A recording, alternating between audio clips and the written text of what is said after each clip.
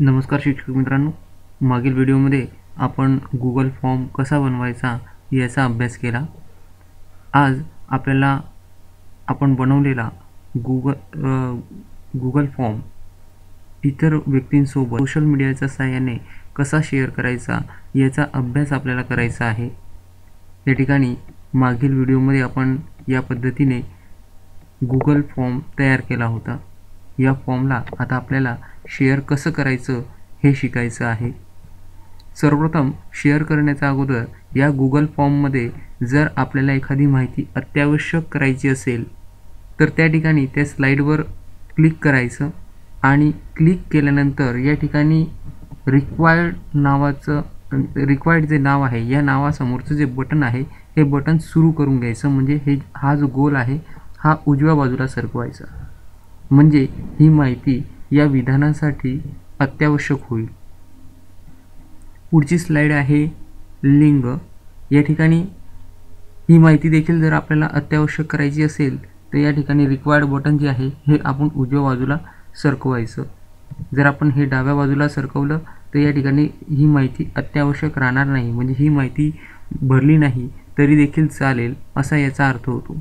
आणि जर आपल्याला सर्व गूगल फॉर्मवरच्या सर्व बाबींची माहिती अत्यावश्यक करायची असेल तर या ठिकाणी हे रिक्वायर्ड बटन उजव्या बाजूला असणं गरजेचं आहे। आता आपण हा गूगल फॉर्म शेअर करणार आहोत। या ठिकाणी इतर व्यक्तींना हा गूगल फॉर्म कसा पाठवायचा हे आपण पाहणार आहोत। गूगल फॉर्म हा आपण सोशल मीडियाच्या सहाय्याने अतिशय व्यवस्थितपणे शेअर करू शकतो। गूगल फॉर्म हा मोबाईल फ्रेंडली असल्याने मोबाईलवर देखील या ठिकाणी हा इझिली सेंड करता येतो। त्याचप्रमाणे याची माहिती देखील आपण अतिशय सहजपणे भरू शकतो। या ठिकाणी हा फॉर्म शेअर करण्यासाठी वरती उजव्या बाजूला सेंड नावाचं बटन आहे, या बटनावर क्लिक करा। सेंड बटनावर क्लिक केल्यानंतर या ठिकाणी सेंड फॉर्म आपल्या समोर येत असतो आणि याच्या खाली सेंड व्हाया असे लिहिलेले आहे। या ठिकाणी मेसेजचं चित्र आहे, लिंकचं चित्र आहे आणि 2 ब्रॅकेट आहेत। तर या ठिकाणी हा मेसेज म्हणजे ईमेलच्या सहाय्याने आपण ही लिंक शेअर करू शकतो, हा गूगल फॉर्म आपण शेअर करू शकतो। त्याचप्रमाणे या ठिकाणी उजव्या बाजूला आपल्याला साखळीचं चिन्ह दिसत आहे, याच्यावर क्लिक केल्यानंतर आपल्याला आपल्या गूगल फॉर्मची लिंक दिसत आहे। ही आपल्या गूगल फॉर्मची लिंक आहे। मित्रांनो, केव्हाही गूगल फॉर्मची लिंक शेअर करत असताना या लिंकला शॉर्ट करून घ्या, म्हणजे लहान करून घ्या, की जेणेकरून ती आपल्याला शेअर करायला सोपी जाईल आणि सहजपणे आपण ती लिंक शेअर करू। आणि म्हणून या ठिकाणी खाली शॉर्ट URL हा एक ऑप्शन आपल्याला दिसत आहे, या ऑप्शनवर क्लिक करा, म्हणजे वरची लिंक या ठिकाणी आपोआपच आपल्याला लहान झालेली दिसेल। ही लिंक कंट्रोल C करून कॉपी करून घ्या, किंवा या ठिकाणी कॉपी बटन आहे, या कॉपी बटनावर जरी क्लिक केलं तरी वरील लिंक सहजपणे कॉपी होत असते। आता ही लिंक आपण Google+, फेसबुक, ट्विटर अशा तिघही सोशल मीडियावर वापरू शकतो। त्याचप्रमाणे व्हॉट्सॲपवर देखील आपण ही लिंक सहजपणे शेअर करू शकतो।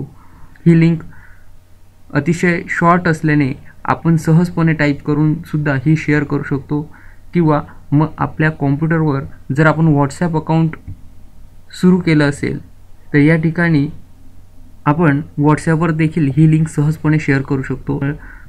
माझ्याजवळ टीचर्स युनियन नावाचा ग्रुप आहे, या ग्रुपचा मी ॲडमिन आहे।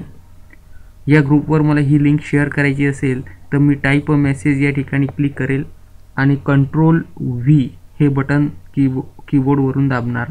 उजव्या बाजूला असलेल्या बाणाच्या चिन्हावर मी क्लिक करणार। बघा, या ठिकाणी व्हॉट्सॲपवर देखील ही लिंक शेअर झालेली आहे। ही लिंक आता आपण ओपन करून पाहूया। बघा, आपण व्हॉट्सॲपवर शेअर केलेला गूगल फॉर्म या ठिकाणी ओपन झालेला आहे। आपण हा फॉर्म भरून पाहूया। या ठिकाणी मी उदाहरण म्हणून एखादं नाव टाईप करतो।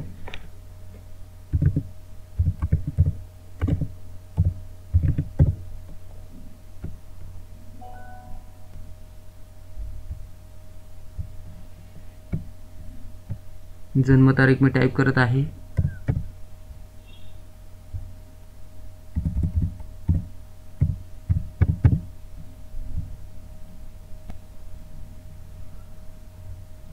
बघा या ठिकाणी आपण सेटिंग केली होती की कुठलेही 2 विषय निवडावे, म्हणून त्या ठिकाणी लगेच सूचना आपल्याला दाखवण्यात आली. त्यानंतर फॉर्म भरल्यानंतर मी या ठिकाणी सबमिट बटनावर क्लिक करत आहे. बघा या ठिकाणी मला मेसेज आलेला, your response has been recorded, आणि खाली बघा सबमिट अनदर रिस्पॉन्स, म्हणजे याच्यावर जर आपण पुन्हा क्लिक केलं तर आपण पुन्हा ही माहिती भरू शकतो. पुढे आपण फॉर्ममधली सेटिंग पाहणार आहोत. त्यावेळेस आपल्याला हा मेसेज कसा येतो हे आपण पाहणार आहोत. आता आपण आता जो फॉर्म भरलेला आहे ही माहिती आपल्याला एक्सेल शीटमध्ये गोळा करता येते, आणि हा गुगल फॉर्मचा सर्वात मोठा ॲडव्हान्टेज आहे, सर्वात मोठा फायदा आहे की आपण गोळा केलेली माहिती आपल्याला एक्सेलच्या शीटमध्ये व्यवस्थित गोळा करता येते. त्याचा देखील मी या ठिकाणी तुम्हाला डेमो दाखवणार आहे. या पानाला आपण रिफ्रेश करून घेऊ. बघा आपण या ठिकाणी माहिती भरली होती. या ठिकाणी रिस्पॉन्स 1 म्हणजे 1 प्रतिसाद आतापर्यंत आपल्याला मिळालेला आहे. या रिस्पॉन्सवर आपण क्लिक करू. बघा मी भरलेली माहिती या ठिकाणी आलेली आहे. जर मला हा रिस्पॉन्स जो आहे, ही जी माहिती मला प्राप्त झालेली आहे, ही जर मला एक्सेल शीटमध्ये हवी असेल तर वरती उजव्या बाजूला हिरव्या रंगामध्ये अधिकचं चिन्ह मला दिसत आहे. या ठिकाणी याच्यावर माऊसचं कर्सर नेलं तर त्या ठिकाणी क्रिएट स्प्रेडशीट असं नाव येते. या मेनूवर क्लिक करा. या ठिकाणी ही माहिती आपण क्रिएट न्यू स्प्रेडशीट, सर्वप्रथम ज्यावेळेस आपण स्प्रेडशीट बनवणार त्यावेळेस क्रिएट न्यू स्प्रेडशीट या ऑप्शनवर क्लिक करावा. या ठिकाणी क्रिएट बटनावर क्लिक करावं. बघा या ठिकाणी आपण जी भरलेली माहिती होती ती या ठिकाणी आलेली आहे.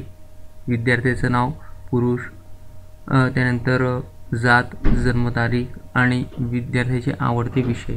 म्हणजे अशा पद्धतीने गुगल फॉर्मचा वापर करून आपल्याला माहिती ही स्प्रेडशीटमध्ये गोळा करता येते. हा गुगल फॉर्मचा सर्वात मोठा ॲडव्हान्टेज आहे. म्हणून तालुका पातळीवर किंवा जिल्हा पातळीवर किंवा राज्य पातळीवर आपण असे गुगल फॉर्म बनवून अनेक व्यक्तींकडून माहिती मागवू शकतो. ही माहिती आपल्याला एकाच स्प्रेडशीटमध्ये गोळा करता येते. पुढच्या भागामध्ये आपण गुगल फॉर्मची सेटिंग कशी केली जाते हे पाहणार आहोत. गुगल फॉर्ममधल्या काही बारीक गोष्टींचा अभ्यास आपण करणार आहोत. माझा व्हिडिओ पाहिल्याबद्दल धन्यवाद.